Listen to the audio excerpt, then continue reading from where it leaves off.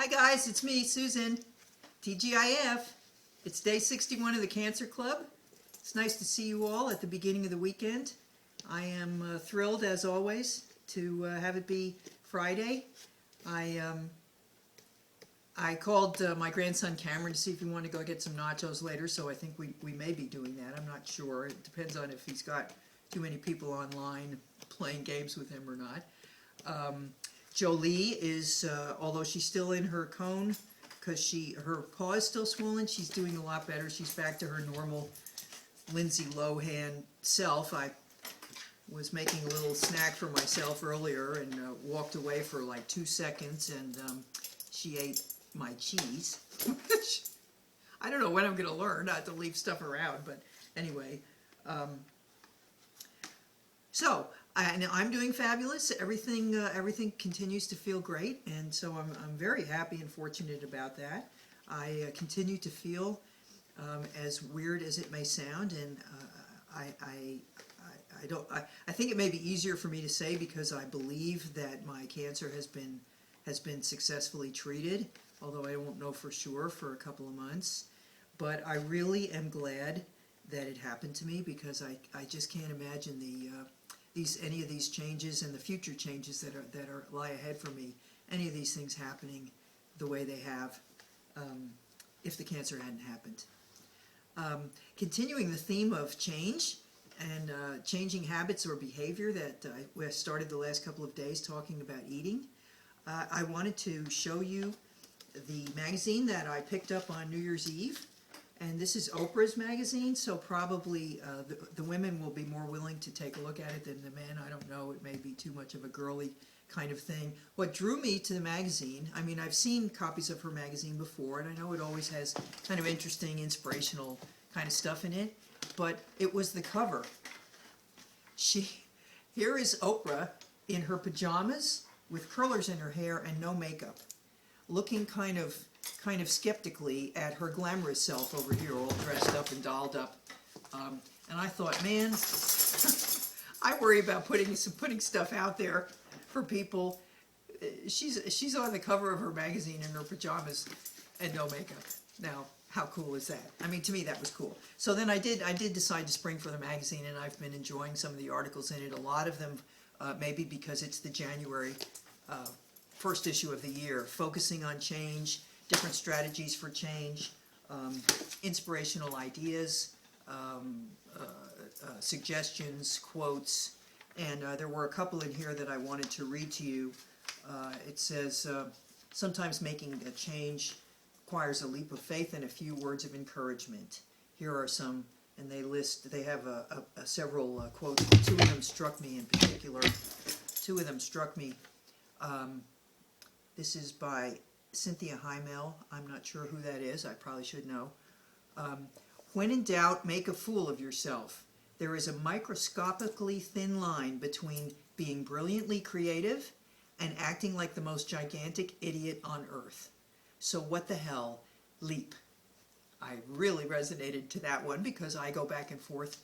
I don't think I'm being brilliantly creative, but I do sometimes wonder if I'm being the most gigantic idiot on earth.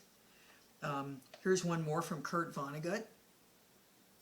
Of all the words of mice and men, the saddest are, it might have been.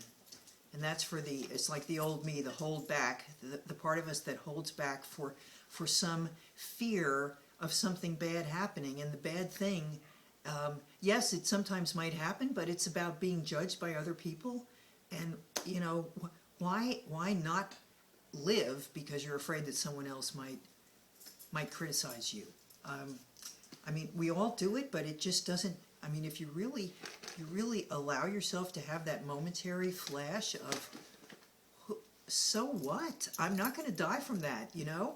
I mean, maybe that's what's good about having an illness that you could die from, although we're all dying, you know, but being told, okay, you've got something and you could die from it, then it makes the other stuff that, gee, I'm afraid to make a video and be spontaneous and someone's not going to like me. It makes that like, so what? You know, I won't even know if you don't like me. Although I have to tell you, I got one thumbs down way back in the early, like in the 20s, in day 20 or day 23 or something.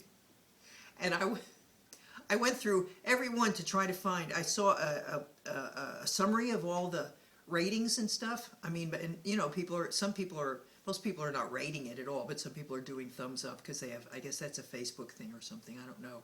But there was one thumbs down, and I did momentarily, probably for a couple of hours, become quite obsessed with that and wanting to find out who did it and I just wanted to understand what was it that you didn't like so I could fix it and make everybody like me. So that's still my problem. Okay, and here's the last one I wanted to read to you. A quote from George Saunders. Anything is possible. Stay open forever, so open it hurts, and then open up some more until the day you die, world without end. Amen. Stay open. That's something I struggle with every day, and this making these videos for you all and you sharing them and giving me feedback has really helped me continue to do that. You know, I say stupid things to myself like, well, no one is going to say, you know, that was really pretty crappy banjo playing, but they might think it. And I just wonder, what is my need to keep doing that, you know? I mean, it's not that, I mean, maybe you did think that. I think I'm not advanced enough considering that I've had the banjo a year, but I haven't been playing it that much.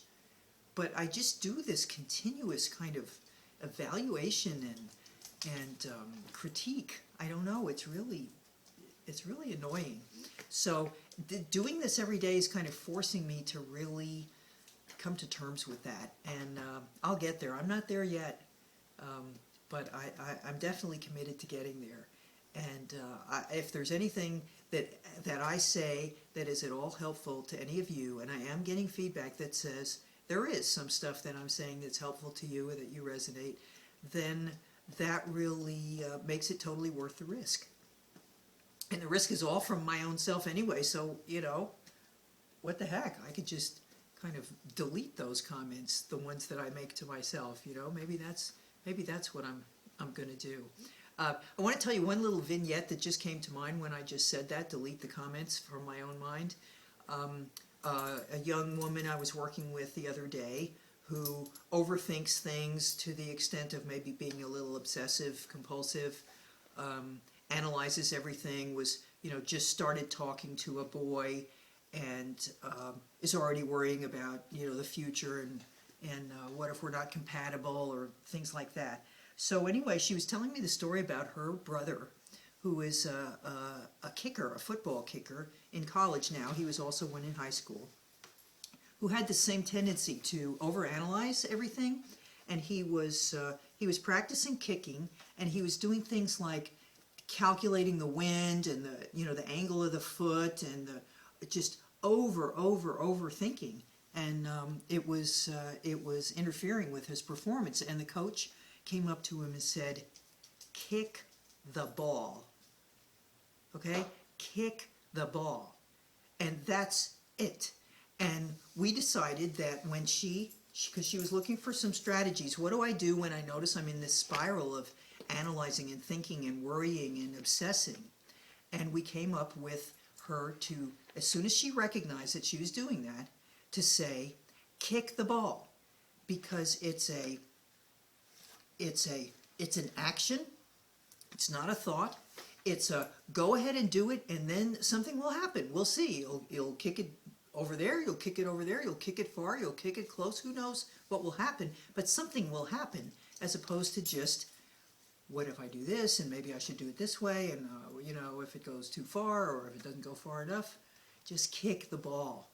And I've started using it myself because I think it's just a perfect kind of image to kind of nudge you out of that little rut of dwelling or fear. You know, if you're about to do something, or you are about to raise your hand in class, or say something to, you know, somebody that you're nervous about, or you're second guessing yourself, just kick the ball.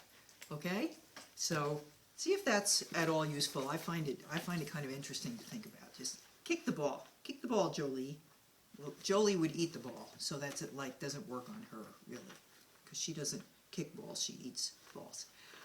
Okay, so have a wonderful Friday night. I will see you tomorrow, and in the meantime, please remember to live well, laugh often, and love much. And I will talk to you tomorrow. Take care. Bye now.